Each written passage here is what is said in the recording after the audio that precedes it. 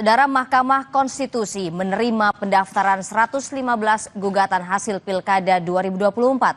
Ratusan gugatan tersebut didaftarkan terkait hasil Pilkada tingkat kabupaten dan kota. Juru bicara Mahkamah Konstitusi Fajar Laksono mengatakan dari 115 gugatan Pilkada yang masuk, 86 merupakan permohonan gugatan tingkat kabupaten dan 29 permohonan gugatan dugaan pelanggaran Pilkada tingkat kota. Sementara untuk gugatan hasil Pilkada tingkat provinsi, MK masih belum menerima permohonan gugatan. Nantinya MK akan meregistrasi seluruh pengaduan PHPU 2024 pada 19 Desember 2024. Menurut rencana, proses persidangan MK bakal dimulai 24 Desember mendatang. Hari ini 115 permohonan sudah diterima MK gitu ya. Diajukan melalui online dan datang langsung ke MK. Nah, kalau bicara jumlah itu kayaknya 50-50 ya, yang diajukan secara online itu 50%, yang datang secara langsung itu 50% gitu ya.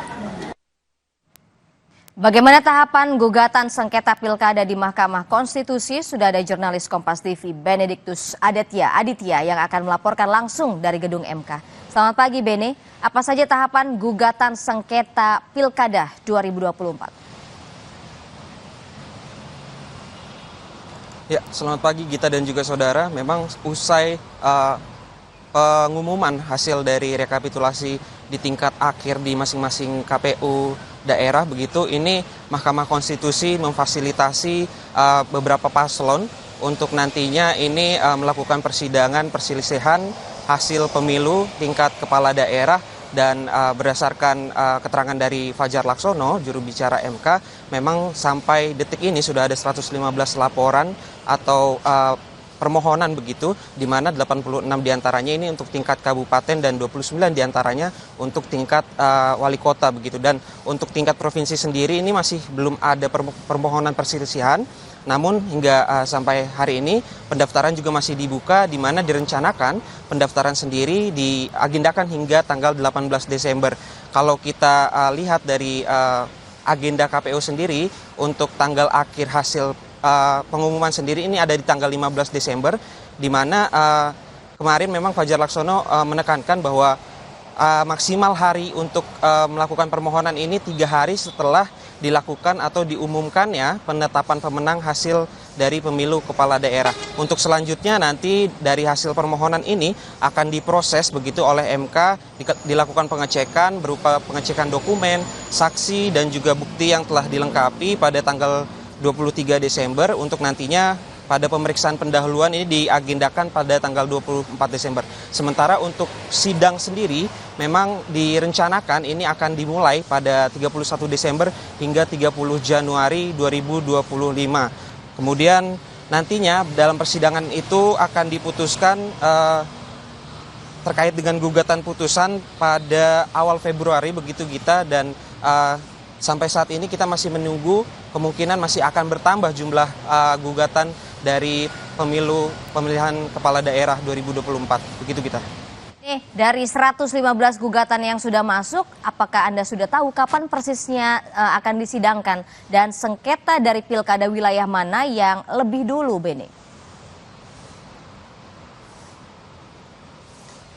Ya, Gita dan juga saudara, memang sampai saat ini belum ada keterangan resmi dari Mahkamah Konstitusi untuk persidangan mana saja yang akan diagendakan atau dijadwalkan terlebih dahulu akan dilaksanakan. Namun yang bisa saya pastikan memang ini permohonan masih dibuka begitu sampai tanggal 18 Desember untuk batas waktu permohonan perselisihan hasil Pilkada 2024. Sementara untuk beberapa daerah yang melakukan permohonan begitu, saya coba kutip, ini ada dari calon bupati dan wakil bupati Pemalang, Vicky Prasetyo dan Muhammad Suwendi, juga ada dari Kota Banjarbaru yang kita ketahui memang dalam pilkada di Kota Banjarbaru ini ada salah satu paslon yang didiskualifikasi sehingga satu paslon lainnya ini menang 100%. Sementara untuk di Kota Banjarbaru sendiri sudah ada 4 pemohon yang mengajukan proses gugatan, di mana 2 diantaranya ini adalah masyarakat atau akademisi yang mengajukan proses gugatan ke Mahkamah Konstitusi. Begitu kita. kasih Benediktus Aditya atas laporan Anda langsung dari Gedung Mahkamah Konstitusi. Saudara, di Kabupaten Berau, Kalimantan Timur terdapat sebuah pulau wisata yang menarik untuk dikunjungi, yakni Pulau Sangalaki. Kami akan hadirkan informasinya sesaat lagi.